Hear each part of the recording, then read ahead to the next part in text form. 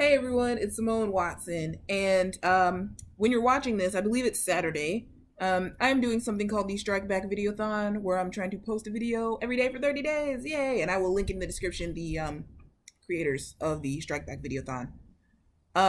So today's topic, I'm filming this on Thursday, but Saturday's topic is bookish merch. I do have a little bit of bookish merch, but not too much. And there's something else I would rather talk about. I've been doing videos, I've done a few videos about writing and mental health, and so this is an installment in that series, if you will. And it's something that I've been struggling with recently, and I'm going to start calling it, I think I'm going to start calling it Procrastination Type 4. And because you are seeing this on Saturday, hopefully by this time I have had some victory and success in this area of my life. Yes, I believe that I will have some victory in it by the time this video goes up. So, but I'll just explain to you what this is, right? I was just thinking about this recently. So I've been working on my time management, just like I guess everybody's working on their time management, like, or I guess some people already have great time management, just like naturally, but like I've been working on this for a long time, and I work from home, and so trying to schedule things out and do different things like that. And I also mentioned before how I was requesting a bunch of arcs, and sometimes I was requesting arcs like thoughtlessly, because I would just see a bunch and I would be like, request, right? Okay. So I have thought about this, and there are a few different types of procrastination, right? So there's like, when you procrastinate, one of the main reasons you might procrastinate on something is because you don't want to do it. Okay, like I have this homework assignment or whatever, and I don't want to do it, so I'm just gonna kind of put it off. So that's number one. Number two, you think it'll be difficult, so you kind of put it off for that reason as well. I feel like there's a third one. Maybe it's just like the third one is you're getting distracted. I didn't write this down when I was thinking of them, so I'm not fully certain what the first three are. But I have realized recently that there's a fourth type of procrastination that I do, and I think some other people do this, but I'm not sure how common this is. And it is when I receive a book. If I've requested an arc and I receive it, if I'm really, really excited about a book and it becomes available to me, sometimes I don't read it because I'm so excited about it. And it's frustrating to me because this and a lot of the things I talk about with mental health, I keep saying I'm going to make a video about sleep specifically because this is related to sleep. A lot of things are related to the sleep thing. For me personally, sleep is like one of the biggest kind of difficulties that I have with my mental illness. Oh, I maybe should have mentioned this at the beginning of the video, but I have been diagnosed with bipolar disorder. So the thing is, why do I get so excited about a book and then not read it? It seems counterintuitive, because if you're so excited to do something and you have the opportunity to do it, you do it, right? And I feel like this is happening with my writing as well sometimes, and it makes me very upset with myself. Like, I'm excited to write this scene, and yet I'm not writing it. And the reason why I say that this has to do with my mental illness is because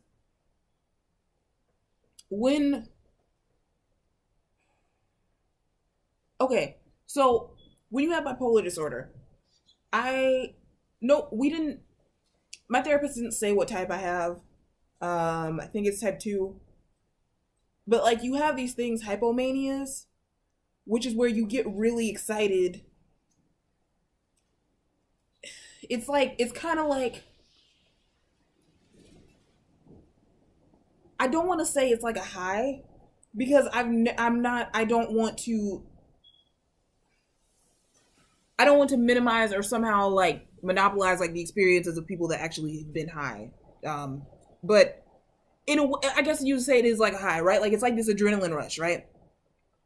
When you have hypomania, you get very excited about things. You think you can just like do everything. I'm going to do all the things. I'm going to write all the things. Yeah, blah, blah, blah, blah, blah. And you just feel so powerful, I guess. No, powerful is not even the word for it. Some people do, but the point is, you don't want this feeling to stop,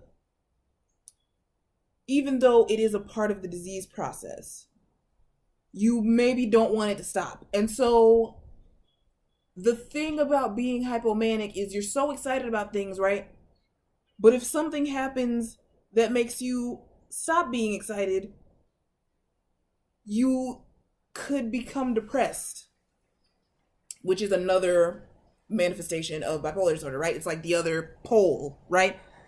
So it's like, if I'm so excited to do blah, but then blah ends up being not exciting, then I can go shoo and feel depressed. And so I end up stuck, like, almost like I'm scared to, like, have this good experience. Oh, that's the other thing. Even if the book is so good, this is, like, frustrating to me, but I think talking about it is kind of helping. There's this fear that even if the book or whatever the thing is that I'm trying to experience, but we're just going to talk about a book for now. There's a fear in me that even if it's so good, even if it lives up to my expectations or exceeds my expectations, then once I'm done reading it, it will be over and I'll have to return to the real world and then I'll be sad. And like, this is something that I think is a fear at the back of my mind, but I haven't even really thought about it like consciously until just now.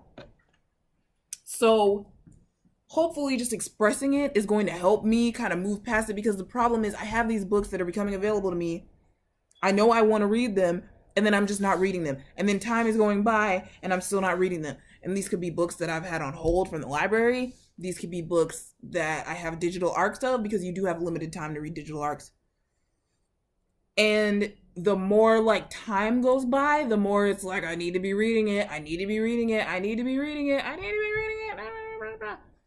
And so that kind of weird fear of disappointment / fear of like having a great book experience and then being disappointed by the real world, it's just like a weird place to be.